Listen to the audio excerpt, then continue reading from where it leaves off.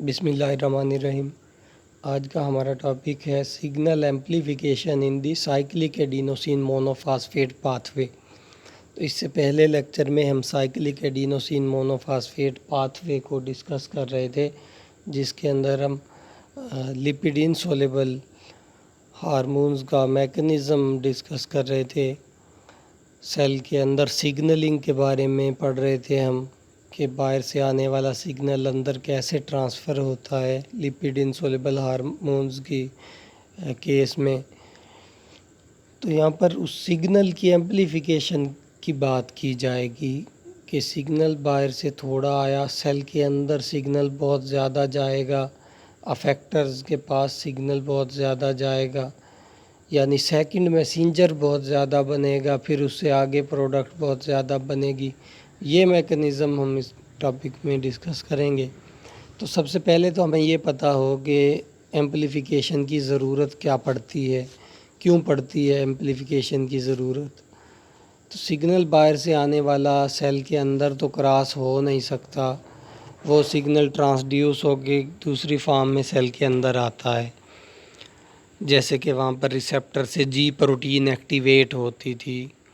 اب جو ہارمون ہے وہ تو صرف ایک ریسیپٹر پر آ کر اٹیچ ہو سکتا ہے، مطلب کہ ہارمون کی 1 to 1 مینر اٹیچمنٹ ہے، یعنی ایک سے زیادہ ریسیپٹرز کو ایکٹیویٹ نہیں کر سکتا ایک ہارمون کا مالیکیول۔ تو یہاں پر کوئی ایمپلیفیکیشن اس اسٹیپ پر نہیں ہوتی۔ لیکن سیل کے اندر جو بعد میں سٹیجز آتی ہیں، ان سٹیجز میں ایمپلیفیکیشن ہوتی ہے۔ سب سے جو پہلا سٹیج ہے یہاں پر، پہلے سٹیج میں سگنل ایمپلیفائی ہوتا ہے سنگل ایکٹیویٹڈ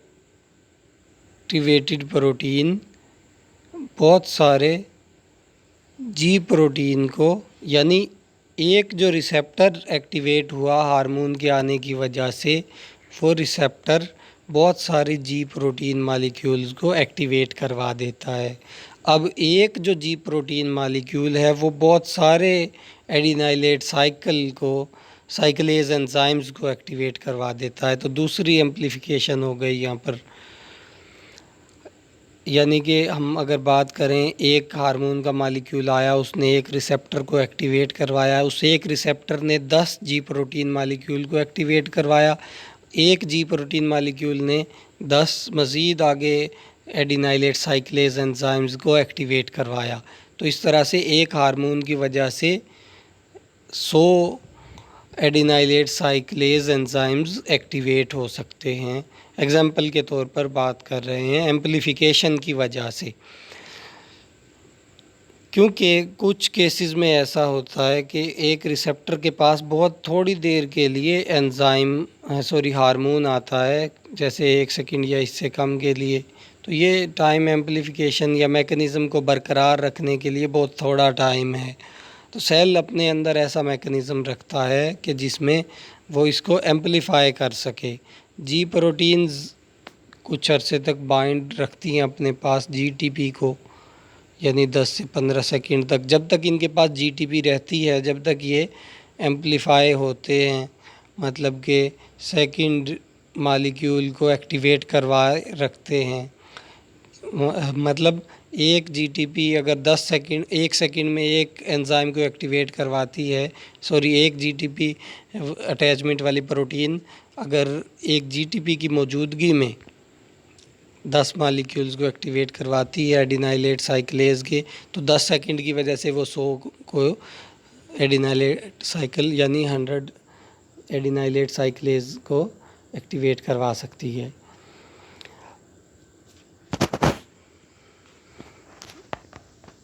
تو اب ڈائیگرام کی طرف آتے ہیں اس ٹاپک کی۔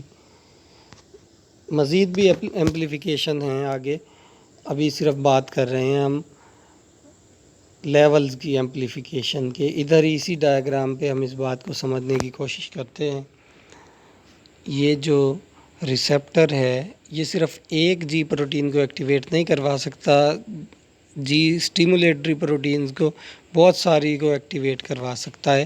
جب ایک ہارمون آ کر اس کو 1 سیکنڈ کے لیے ایکٹیویٹ کر دے گا، اس دوران یہ بہت سارے جی پروٹین کو ایکٹیویٹ کروا دے گا. فرسٹ ایمپلیفیکیشن یہ ہو گئی.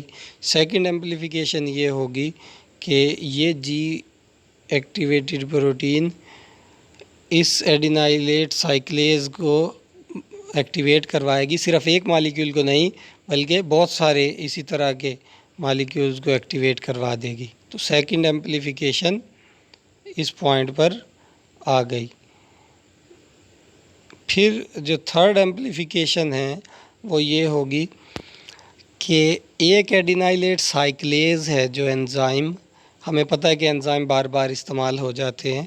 یہ ایک ایڈینائلیٹ سائیکلیز انزائم صرف ایک سائیکلک اے ایم پی کو نہیں بنائے گا بلکہ یہ بہت سارے سائیکلک اے ایم پی کے مالیکیولز کو بنا سکتا ہے. تو یہ تیسری ایمپلیفیکیشن اس لیول پر آ گئی اس انزائم کی وجہ سے. اب چوتھی جو ایمپلیفیکیشن ہے وہ ایک سے زیادہ پروٹین کائنیزز کو ایکٹیویٹ ایک سے زیادہ کو ایکٹیویٹ نہیں کر سکتا بلکہ جو ایک سائیکلک اے ایم پی آیا اس نے ایک پروٹین کائنیز کو ایکٹیویٹ کروایا، جس سے کیا ہوا، اس کا رزلٹ آیا کچھ. اگر فرض کریں اس نے کوئی ادر میں بات کریں انزائم بنایا، اس نے کوئی اس پروٹین کی وجہ سے کوئی انزائم بنا تو وہ ایک انزائم نہیں بنے گا، یعنی ایک افیکٹ نہیں آئے گا، بہت سارا افیکٹ آئے گا. تو ایمپلیفیکیشنز کو ملٹیپلائی کرنے کئی ہزار گنا ایمپلیفائی ہو جاتے ہیں سگنل اس طرح سے. اب ہم بات کرتے ہیں کہ اسٹیمولیٹری اور انہیبیٹری سگنلز کے اندر تھوڑی سی جو جی ٹی پی کا رول ہے. جی ٹی پی ہوگی تو یہ جی پروٹین ایکٹیویٹ ہوں گے. اگر جی ڈی پی بن گئی مطلب جی ٹی پی ٹوٹ کے تو یہ ان ایکٹیو ہو جاتی ہیں جی پروٹینز، بے شک وہ انہیبیٹری ہو، بے شک وہ اسٹیمولیٹری افیکٹ کے لیے ہو.